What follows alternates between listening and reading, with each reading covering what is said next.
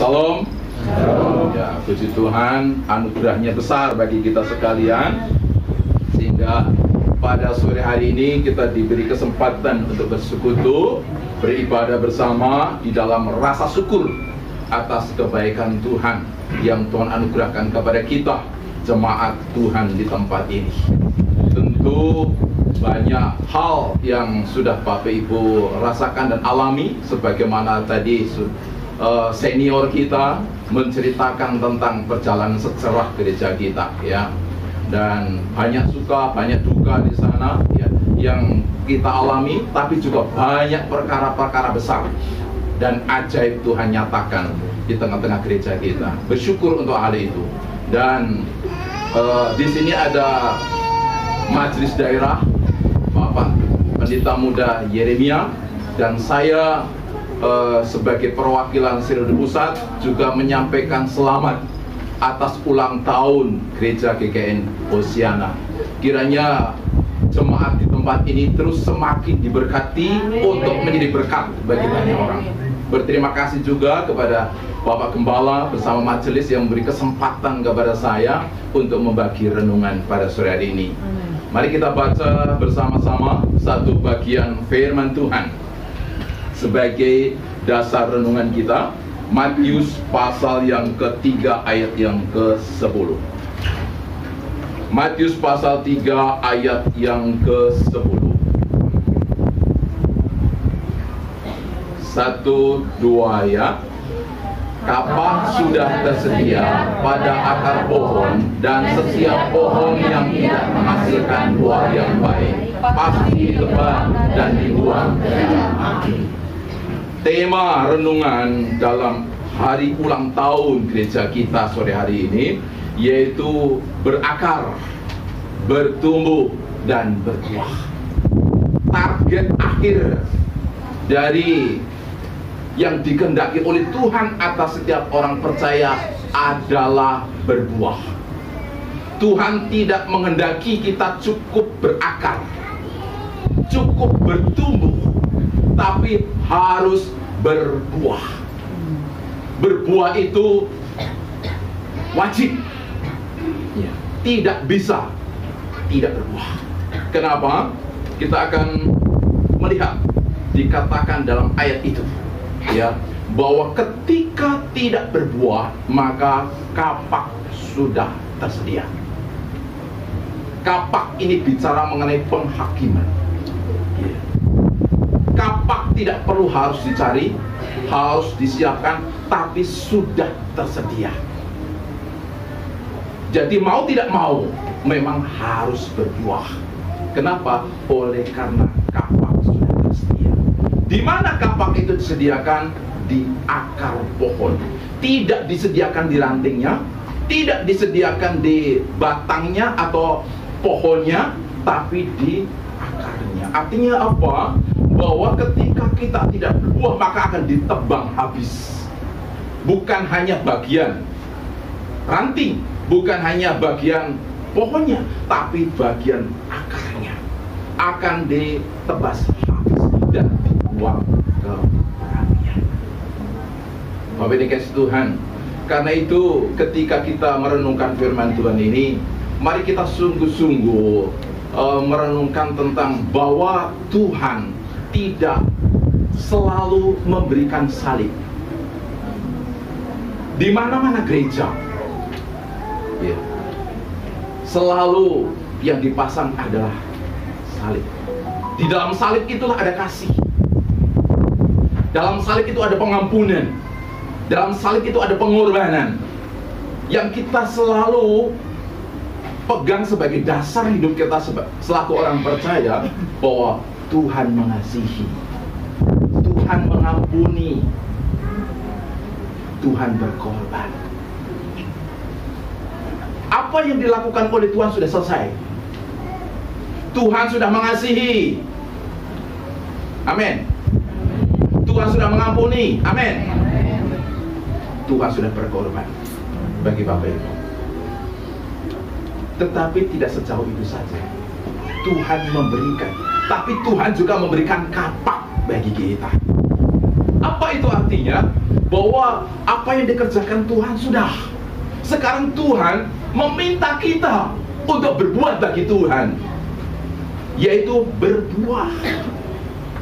Kalau tidak berbuah, maka kini salib, maaf, kapak sudah tersedia. Jadi ini menjadi peringatan besar bagi kita di hari ulang tahun ke-25 ini. Ada salib, tapi juga ada apa? Kapak. Karena itu, setelah hari ulang tahun, hari Minggu ini, Minggu besok, hari Minggu yang akan datang, ya, di depan mimbar kita ini bukan hanya terpasang salib, tapi harus ada apa? Salib, kapak. Taruh kapak merah. Kalau perlu salibnya dibuang, taruh kapak. Supaya apa? Setiap Bapak Ibu masuk ke gereja, yang dilihat bukan anugerah lagi, tapi apa? Kewajiban, tuntutan yang Tuhan beri kepada kita, yaitu berbuah. Ya. Karena itulah Bapak Ibu dikasih Tuhan, bahwa berbuah itu wajib, tidak bisa dihindarkan. Karena kita akan dihakimi. Apakah kita sebagai pohon yang ditanam, ya, apakah kita berbuah atau tidak? Kalau tidak berbuah, walaupun kita lama beribadah, walaupun lama kita menjadi orang Kristen, walaupun kita lama menjadi orang yang melayani, dan bahkan lama sebagai majelis, sebagai pendeta, gembala sidang, puji Tuhan sudah 23 tahun, ya, hambanya melayani sebagai gembala tempat ini. Banyak hal yang Tuhan sudah lihat daripada buah-buah pelayanannya, tetapi Tuhan masih menghendaki lagi banyak buah yang harus dihasilkan. Itu alasan pertama. Alasan yang kedua, mari kita lihat di dalam Yohanes pasal yang ke-15 ayat ke-8. Yohanes 15 ayat 8, kita akan baca kembali bersama-sama. 1, 2, ya. Dalam hal inilah Bapakku dipermuliakan, yaitu jika kamu berbuah banyak, dan dengan demikian kamu adalah murid-muridku. Dalam hal inilah Bapakku dipermuliakan, yaitu jika kamu berbuah banyak. Mungkin sudah berbuah, tapi Tuhan menghendaki lebih banyak berbuah lagi. Amin. Itu kehendak Tuhan. Dan kalau itu kita sudah kerjakan, sudah hasilkan, itu menjadi bukti bahwa kita hidup memuliakan Tuhan. Tuhan itu dimuliakan melalui apa? Melalui buah yang kita hasilkan dan kita persembahkan kepada Dia. Dan itulah yang membawa kemuliaan. Tapi ini kasih Tuhan, acap kali orang, ya, orang yang tidak percaya, bahkan orang yang percaya seperti kita, bukan hidup untuk memuliakan Tuhan, tapi apa? Mencari kemuliaan bagi Dia. Dan itu terjadi dari kapan? Dari sejak manusia pertama. Orang atau pribadi yang mencari kemuliaan pertama-tama adalah siapa? Adalah iblis, yang sebelumnya adalah malaikat terang, ya, bintang fajar putra timur, Yesaya 14. Dialah yang ingin menyamai Allah yang maha tinggi. Itu artinya apa? Dia sebenarnya sebagai malaikat sudah mulia, tetapi dia ingin lebih mulia lagi, sehingga dia berkudeta dengan Allah, ingin menyamai Allah yang maha tinggi. Tapi Tuhan gak berkenan dan dia tidak berhasil untuk hal itu. Tetapi apa yang dilakukan itu dipakai sebagai senjata untuk membuat manusia selalu ingin mencari kemuliaan. Ketika dia datang ke Taman Eden, maka apa yang ditawarkan oleh iblis kepada Hawa? Iblis mengatakan bahwa kalau kamu makan buah itu, kamu tidak mati, tapi kamu akan sama seperti Allah. Sehingga Hawa pun menanggapi betapa buah itu sangat enak dan dimakan. Iblis memakai apa? Tawaran kemuliaan. Hal yang sama ditawarkan oleh Yesus ketika Yesus dicobai oleh iblis di padang gurun. Bapak ini kasih Tuhan, saat itu Yesus dibawa ke suatu bukit dan diperlihatkan kerajaan-kerajaan, ya, yang ada di dunia ini. kerajaan yang penuh dengan kemuliaan. Dan iblis katakan, itu semua akan kuberikan kepada engkau kalau engkau berubah. Itulah siasat iblis. Jadi ketika Bapak Ibu, kita semua mencari kemuliaan bagi diri kita, maka kita dengan mudah akan dibawa oleh iblis untuk tidak hidup sebagaimana seharusnya, yaitu memuliakan Allah. Tugas panggilan kita adalah memuliakan Allah. Dengan apa? Berbuah bagi Dia. Yang kedua dikatakan dalam ayat itu, ya, ketika kita berbuah, maka itu menjadi bukti bahwa kita adalah murid-murid Tuhan. Tuhan menghendaki kita bukan hanya menjadi orang percaya. Tuhan Yesus katakan, pergilah ke seluruh dunia, jadikanlah semua bangsa orang percaya. Bukan begitu, tapi apa? Jadikanlah semua bangsa muridku. Apa beda murid sama orang percaya? Iblis juga percaya, dikatakan oleh Yakobus, tapi dia bukan murid. Bukan murid. Dia percaya, tetapi tidak pernah mengikut Yesus sebagai murid. Kalau mengikut Yesus, maka akan menghasilkan buah. Bukti bahwa kita itu sungguh-sungguh sudah menjadi murid atau tidak, yaitu ditunjukkan melalui buah-buah yang dihasilkan. Kekasih-kekasih Tuhan, jenis buah apa yang Tuhan kehendaki? Dalam konteks Matius pasal 3, yang pertama adalah buah pertobatan. Konteks firman itu bicara bersama dengan mereka orang-orang Yahudi, orang-orang yang beragama. Mereka orang-orang beragama itulah yang menerima akan firman Tuhan, bahwa mereka harus berbuah dengan buah pertobatan. Beragama saja tidak cukup, tapi harus bertobat. Bangsa Israel saat itu di hadapan Yesus menunjukkan bahwa mereka beragama. Mereka percaya akan Allah, tapi mereka tidak berbuah. Itu sama dengan status iblis tadi, ya. Iblis percaya, tapi tidak pernah bertobat. Pernah Bapak Ibu melihat iblis bertobat? Tidak pernah. Ya, dia nggak bertobat. Jadi ketika kita hanya percaya saja, hanya beragama saja, ya, tapi kita tidak ada buah pertobatan. Pertobatan itu perubahan. Jadi sejak dulu kita menjadi orang Kristen sampai sekarang tidak ada sama sekali perubahan. Perubahan lebih baik, perubahan hidup yang lebih berkenan di hadapan Tuhan. Dulu ketika kita masuk sebagai orang percaya, kita suka berbohong, menipu. Sekarang pun masih yang sama. Ketika dulu hidup dalam kecurangan, sekarang pun curang. Dulu susah beribadah, sekarang pun salah. Itu namanya apa? Tidak ada pertobatan, tidak ada buah.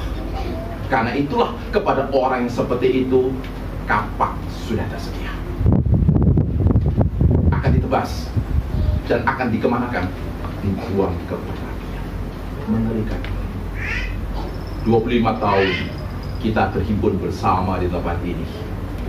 Ada doa, ada persekutuan, ada korban, ada sumbangan, ya, yang dipersembahkan kepada Tuhan. Tapi adakah kesungguhan kita berbalik sepenuhnya kepada Tuhan dalam arti bertobat? Kalau tidak, mau berapa lama pun kita ibadah dan bergereja tempat ini, tidak ada artinya. Hari ini menjadi hari di mana Tuhan menghendaki pertobatan kita semua. Pertobatan dalam segala hal. Hidup bagi Tuhan.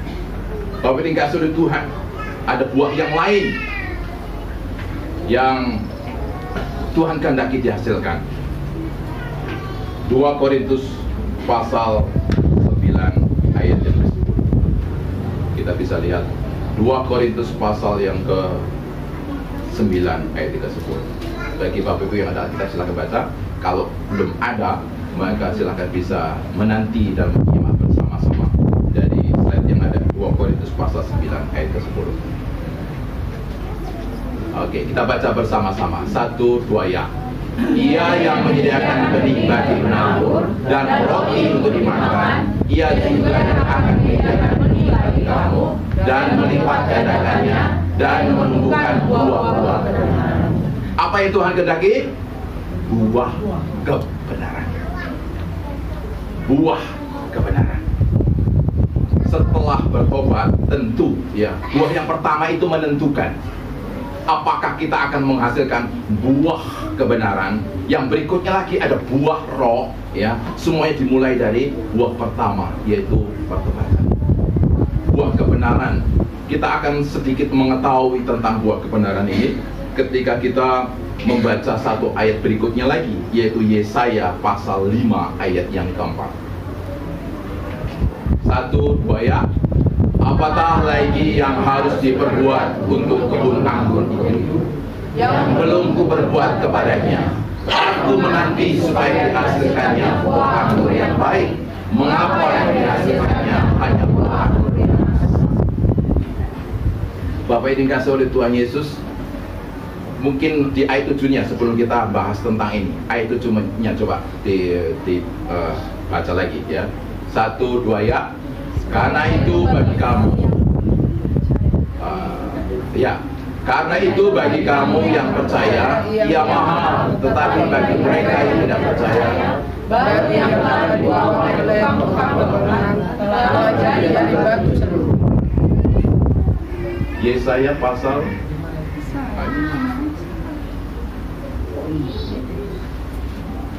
kayaknya ada salah ya. Itu dia. Ya ini. Dia ulangi lagi. 1, 2 ya. Sebab kebun anggur Tuhan semesta ialah kaum Israel, dan dipanggil juga ia kegembiraan. Dinantinya keadilan, tetapi hanya ada kezaliman. Dinantinya kebenaran, tetapi hanya ada kebenaran. Yang dinanti apa? Kebenaran. Yang dihasilkan apa? Kebenaran. Mereka bangsa Israel diibaratkan seperti pohon anggur yang ditanam di kebun, dicangkulnya, dirawatnya, dipagari, ditunggu sesuai dengan waktunya. Tuhan ingin menuai, yaitu kebenaran sebagai buah, tetapi yang dihasilkan justru keonaran. Keonaran itu apa? Dalam Alkitab bahasa sehari-hari, keonaran itu adalah tangisan, ya, oleh karena menuntut keadilan. Jadi ketidakadilan itulah yang membuat orang menangis. Atau perbuatan tidak adil, perbuatan tidak benar, itulah keonaran yang mendatangkan kesusahan banyak orang. Bapak ini kasih Tuhan, seringkali kita hidup di dalam gereja Tuhan, hidup dalam persekutuan, hidup di dalam pelayanan, tetapi bukan kebenaran yang dihasilkan. Hidup menegakkan kebenaran, tetapi apa? Keonaran, yaitu hidup dalam ketidakbenaran. Hari-hari belakangan ini kita disajikan dengan berita yang tidak pernah berhenti setiap hari, ya, mengenai berita apa? Keonaran yang diperbuat oleh siapa? Orang yang dituntut untuk daripadanya hidup dalam kebenaran. Kenapa? Karena mereka adalah orang percaya. Itu mereka yang saat ini sedang bermasalah di instansi kepolisian, ya. Dia adalah orang Kristen.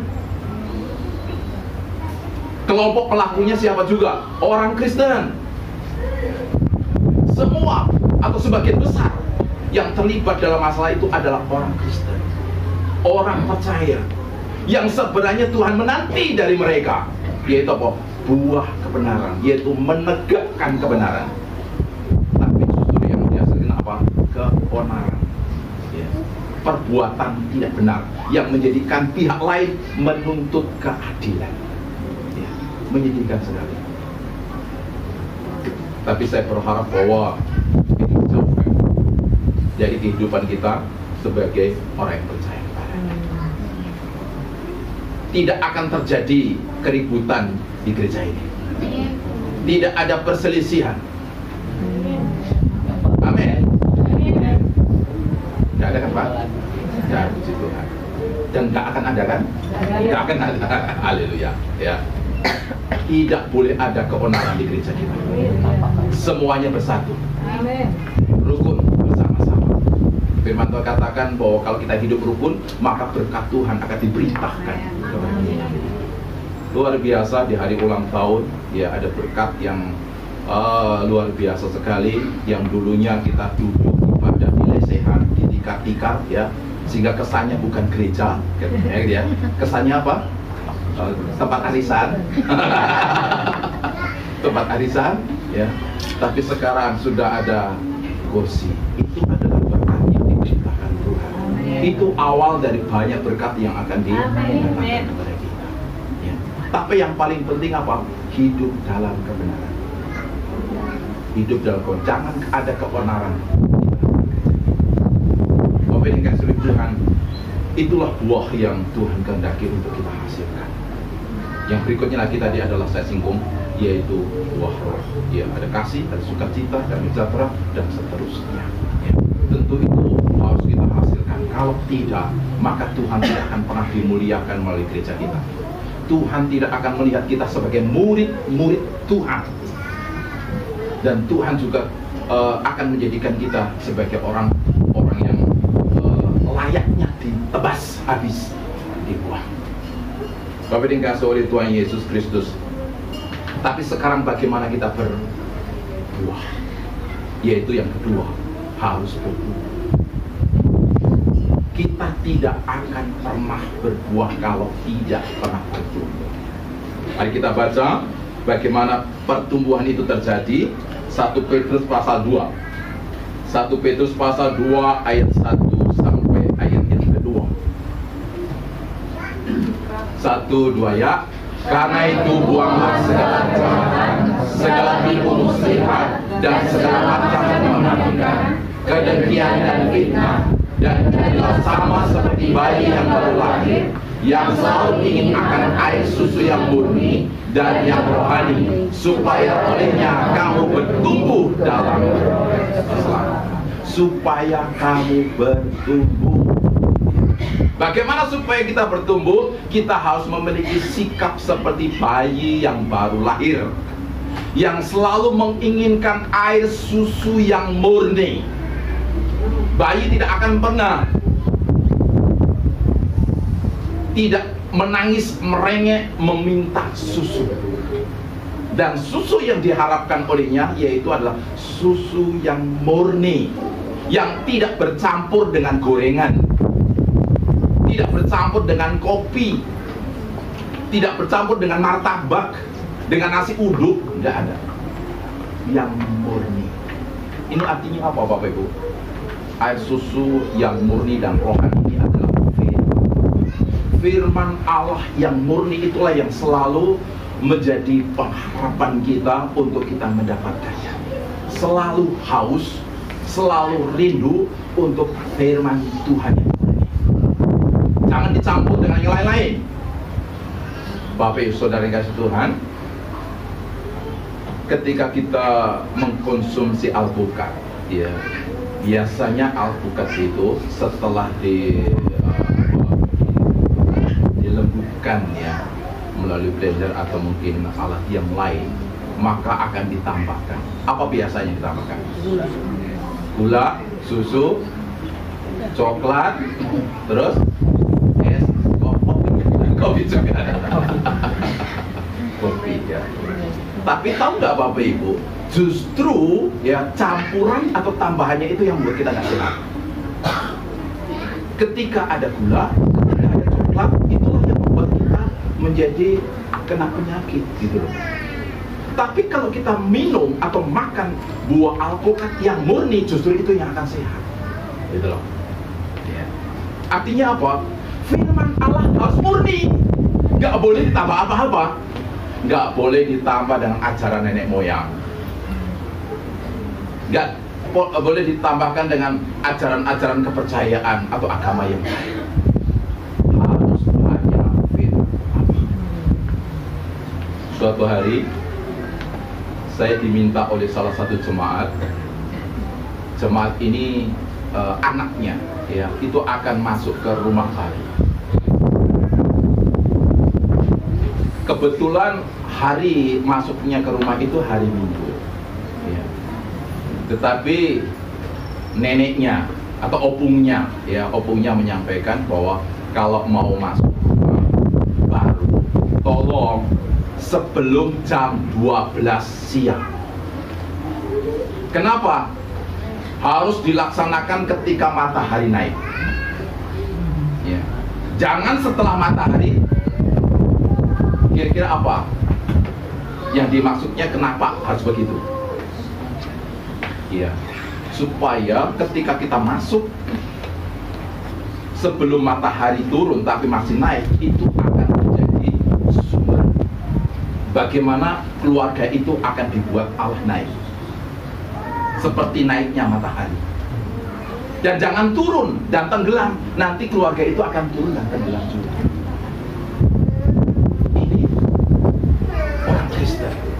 Orang yang tahu Alkitab, tetapi pengharapannya akan berkat keselamatan, berkat kebaikan, bukan lagi di atas firman, tapi di atas apa? Ajaran nenek. Bapak ini kasih Tuhan, betapa banyak sekali orang-orang Kristen, ya, yang memakai firman Allah tidak dengan firman yang murni, tapi dicampur dengan hal-hal yang lain. Saya punya keluarga belum percaya, sampai hari ini pun belum percaya. Bapak, ibu, dan adik-adik saya pertama, saya ketika mau menikah, orang tua saya sampaikan bahwa kamu jangan menikah hari Jumat. Kenapa? Karena hari Jumat adalah hari yang naas buat keluarga kita. Nenek meninggal hari Jumat. Jangan kamu menikah di hari Jumat, nanti kamu meninggal juga. Kurang lebih seperti itu pesannya. Dan kami pilih hari Jumat itu karena hari itu hari tangan yang memungkinkan ketika kami mengundang banyak yang hadir. Dan Bapak ini kasih oleh Tuhan, ya saya maklumin karena dia belum percaya terhadap Tuhan kita, kan. Tapi banyak orang Kristen yang juga memiliki iman yang sama seperti itu. Sampai sekarang saya hidup bersama istri, bersama anak, ya. Menikah sudah 25 tahun, ternyata tidak ada masalah. Saya pegang firman Allah, bukan pegang dengan tambahan-tambahan yang lain selain daripada firman. Ketika kita memiliki pegangan yang lain, justru itulah yang akan menghambat pertumbuhan. Kita tidak akan bertumbuh kalau kita masih percaya dengan selain dari firman. Dan dikatakan di dalam ayat yang tadi, oh, buanglah, ya, buanglah kejahatan, buanglah tipu muslihat, buanglah segala kemunafikan, buanglah kedengkian, buanglah fitnah. Kata buang ini apa? Ibaratkan orang mencangkul bahwa dia harus membuang kerikil-kerikil, batu-batu, semak-semak, maupun benalu, ya, yang bisa merusak pertemuan itu. Ada yang dibuang di sana.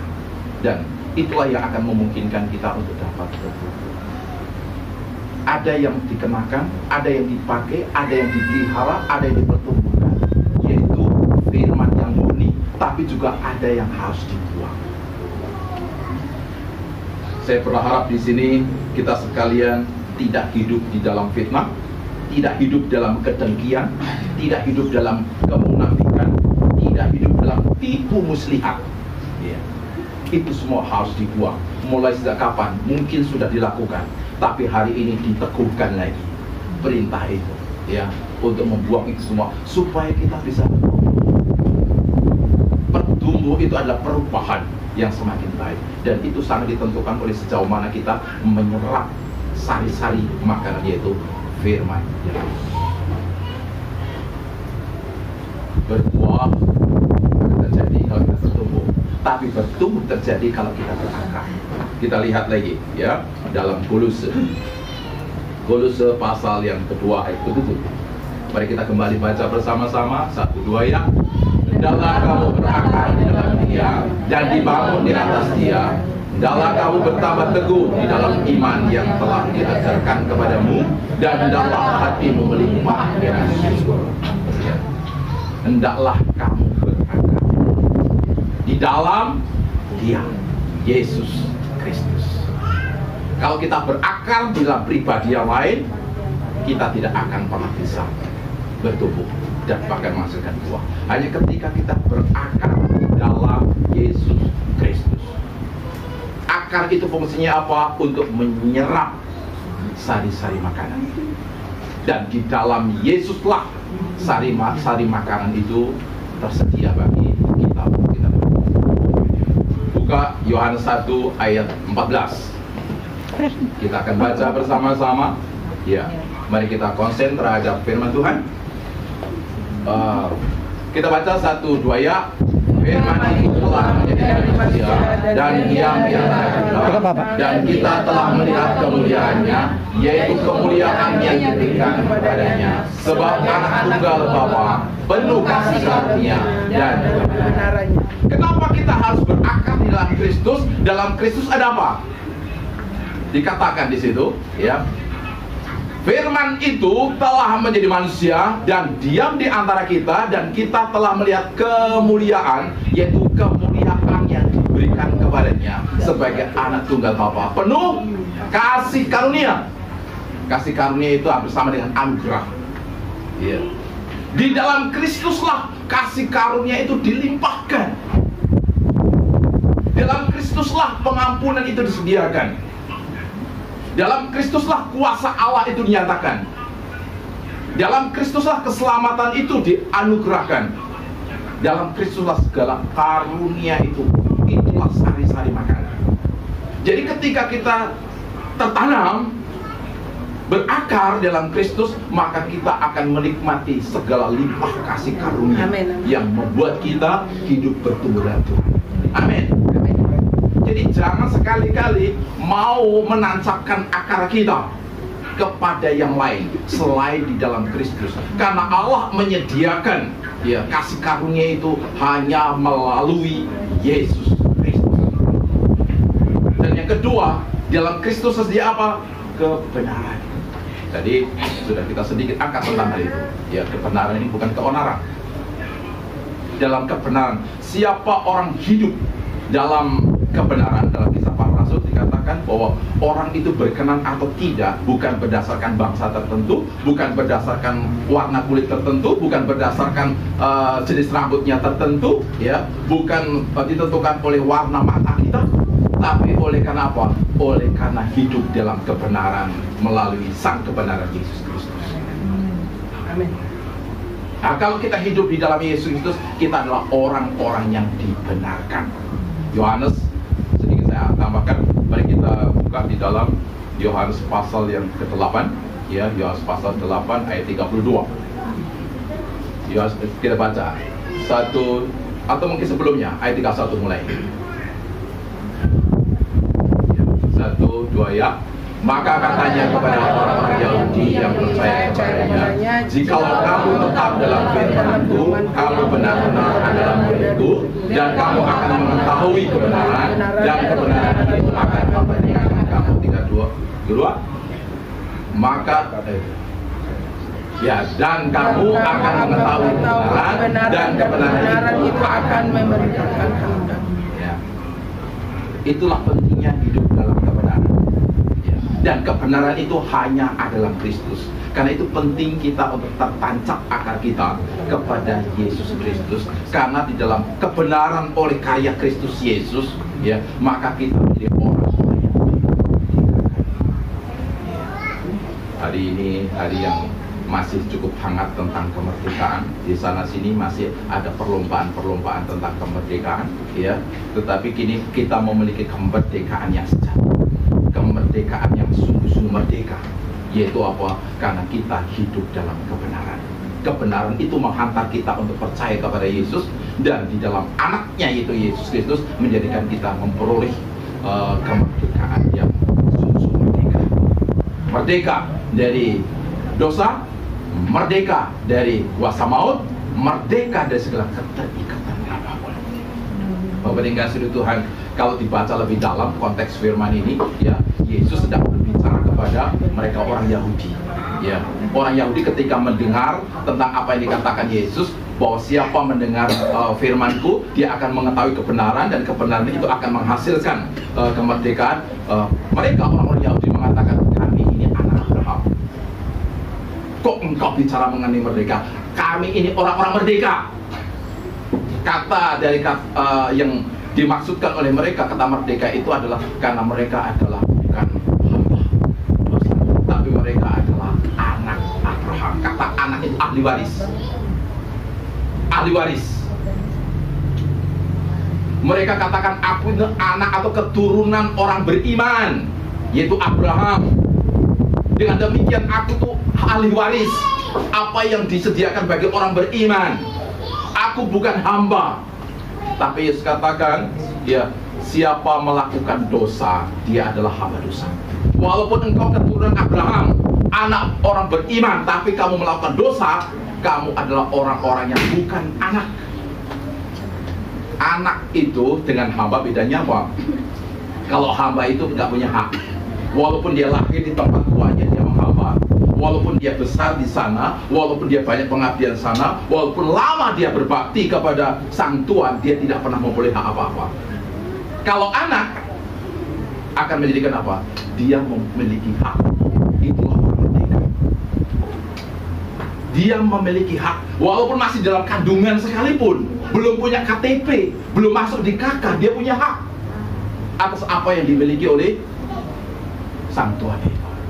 Dan kita adalah orang-orang, ya, yang sudah hidup dalam kebenaran, karena Dia, Yesus Kristus, sudah menebus kita dari perhambaan dosa itu. Nah, kalau kita sudah merdeka, artinya kita sudah menjadi anak Allah. Itu artinya bahwa kita punya hak untuk mewarisi setiap kasih karunia yang Tuhan sediakan kepada kita melalui sang kebenaran, yaitu Yesus Kristus. Itulah makanya kenapa kita harus berakar dalam Kristus. Karena dalam Kristuslah kita dibenarkan, dan dalam kebenaranlah kita itu menerima hak sebagai anak dan bukan sebagai hamba yang layak untuk menerima segala apapun yang disediakan. Jadi karena itu Bapak ini kasih Tuhan, mari jangan berakar di tempat lain selain di dalam Yesus Kristus. Berakar dalam Kristus, bertumbuh dalam firman yang murni, dan bertumbuh dalam buah-buah, ya, buah pertobatan, buah kebenaran. Dan dengan demikian kita akan disebut sebagai apa? Murid-murid Tuhan Yesus memberkati kita. Kita berdoa.